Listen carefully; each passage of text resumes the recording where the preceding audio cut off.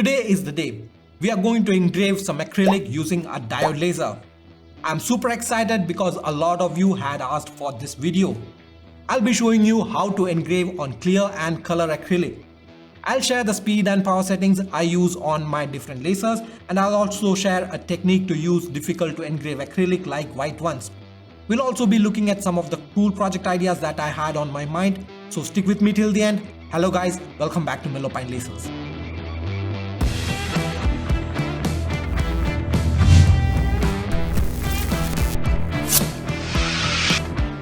Before we start, there are some safety precautions you need to know. Laser engraving acrylic produces harmful fumes, so set up your laser in a well-ventilated area, use an air filter or fume extractor if you have one, and always wear your laser safety goggles around lasers. Just like always, here is the TLDR version. You make the design you need, use 0.1mm line spacing. If you are engraving on clear acrylic, give it a coat of black paint or cold galvanizing compound. If you are using red or yellow acrylic, you don't need any paint, you can engrave directly. You won't get good contrast on blue, white and black acrylic, so you'll have to do something like laser paint removal technique. Once you have the workpiece ready, set the focus at the top surface, and here are the speed and power I used for my projects. You need to consider 5 things to engrave acrylic on a diode laser: the type of acrylic, cleaning the acrylic, the transfer medium, proper speed and power, and the design. There are 2 types of acrylic, extruded and cast. I would recommend you use cast acrylic for laser engraving, as this would give you an engraving with better contrast. As for color, I have engraved on red, yellow, blue, black and white acrylics. When you engrave on red or yellow acrylics, you get a faded white engraving which has good contrast. Blue on the other hand is difficult to engrave, and the engraving will not be as clear as it is on other colors. This is because blue acrylic reflects almost all of the blue laser beams from a diode laser. Then we have white acrylic, and I know exactly what to do with it: monochrome designs. So this is what I did. I coated white acrylic with black paint, and the result was pretty much what I expected. The laser was able to burn off the black paint and reveal the white acrylic underneath, and I was able to get a good monochrome photo. This is not technically laser engraving, I'd call it laser painting. And good news, you can use this same technique for blue acrylic as well. Coming to black, you can engrave on black, but the engraving would still be black, so I see no point in doing it. And now comes my favorite of the bunch, clear acrylic. Lasering clear acrylic gives you a cool frosty look, which is very identical to glass engravings. You can set up some LEDs to make cool edge lit signs. Another thing to note is this: if you use really thin pieces, chances of the acrylic bending from the heat generated are really high. You would probably have to run the laser at a high speed to prevent overheating. If you are engraving on clear acrylic, be sure to remove the protective film from both sides.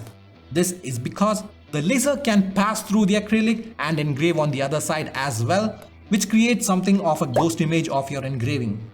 For colored acrylic, you only need to peel off the protective cover from one of the sides. This prevents the workpiece from getting damaged or getting any scratches. To get a good engraving, the acrylic needs to be really clean.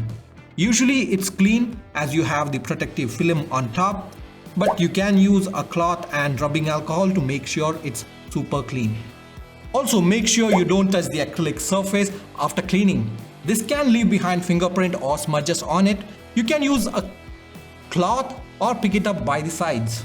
Colored acrylic like red and yellow do not require a medium for engraving. You can directly engrave on it. However, clear acrylic is transparent and we need something to make sure it interacts with the laser. Black paint is almost always the right answer. I have explained why in my laser engraving glass video. It should pop up somewhere over here.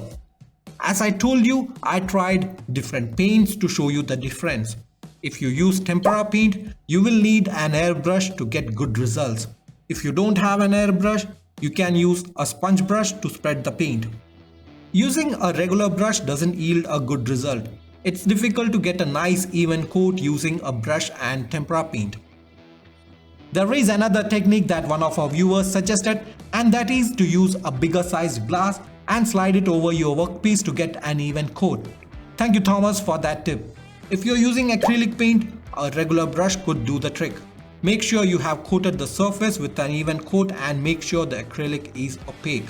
I have also used cold galvanizing compound for clear acrylic. These are the results I got on clear acrylic.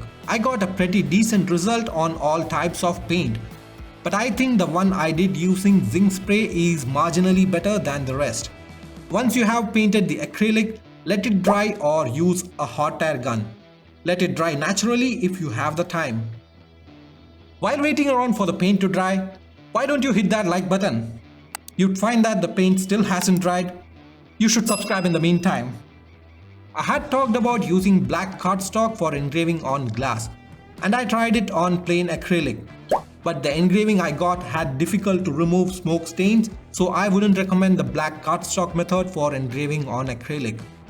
Laser engraving acrylic burns the acrylic surface, lightening it and leaving behind lines that form our design.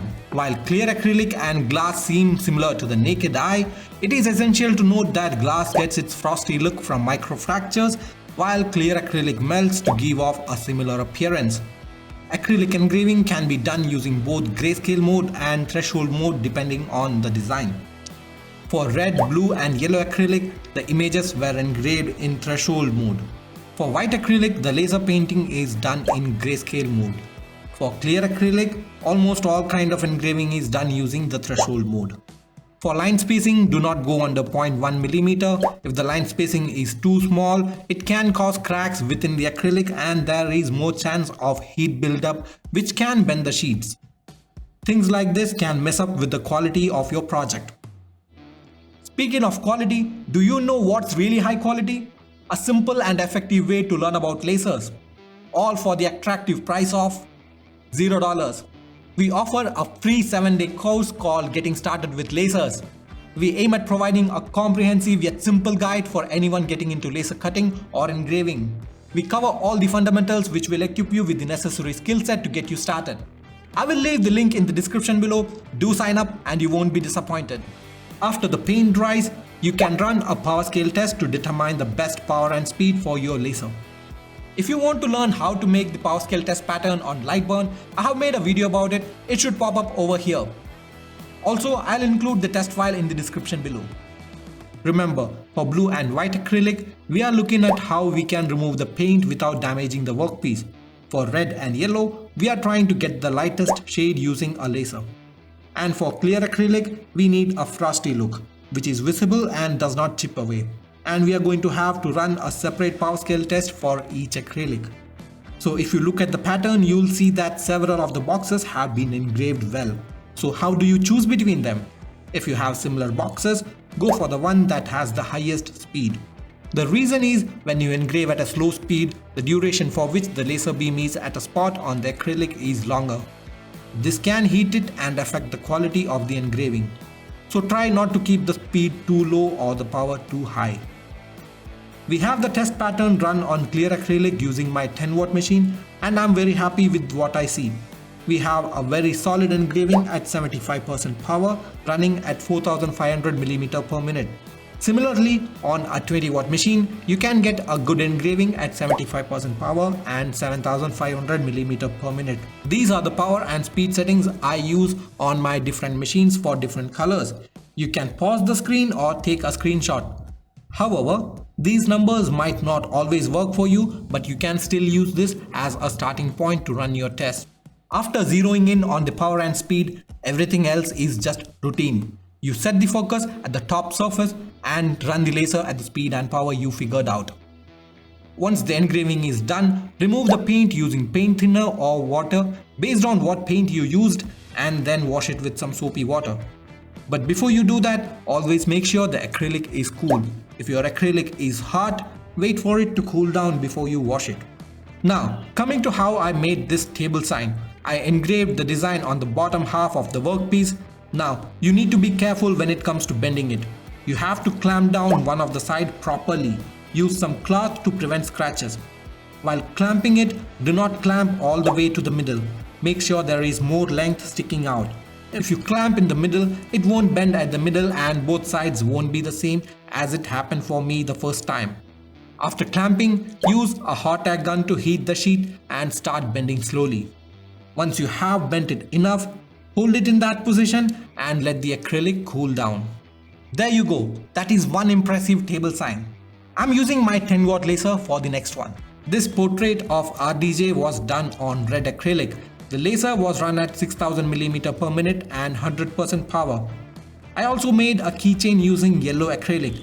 I ran this design of a motorcycle at 4500 mm per minute and 95% power. And for cutting, I used the offset feature in Lightburn and used 100 mm per minute speed and 100% power with 2 passes and a 30 psi air assist.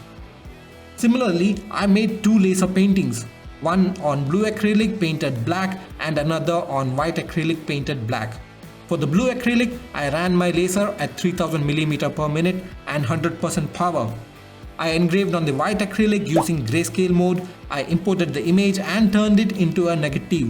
This is because I want the laser to burn the paint at white areas and not touch the black areas. We have to set the maximum and minimum power for the laser. The maximum power is the least power at which the paint burns off completely, and the minimum power is the maximum power at which the paint doesn't burn at all. I know, a bit confusing, right? Let me explain with an example. We have a grayscale image which has different gradients of black. You have 0% black and you have 100% black. Now, let's say you get a good white color when you engrave at 80% power. If you go beyond this, you will burn the material underneath and ruin your engraving. So we need to tell the laser that 100% black of the image corresponds to 80% laser power. Now, when it comes to minimum power, let's say the laser starts burning paint at 20%. You will have to set the minimum power as 19%.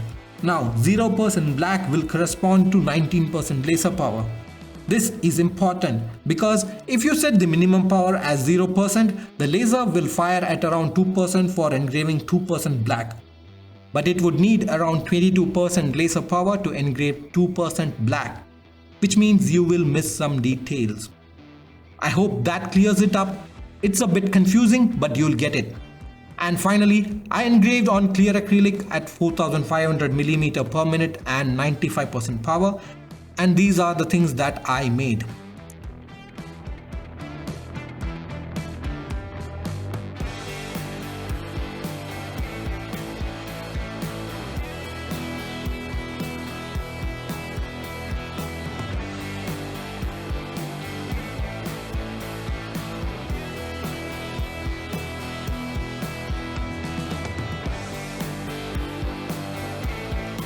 That was fun, and I think we have covered just about everything there is to know about laser engraving acrylic.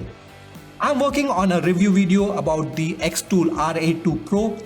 I used it to make some cool wine bottles. You can check that video out.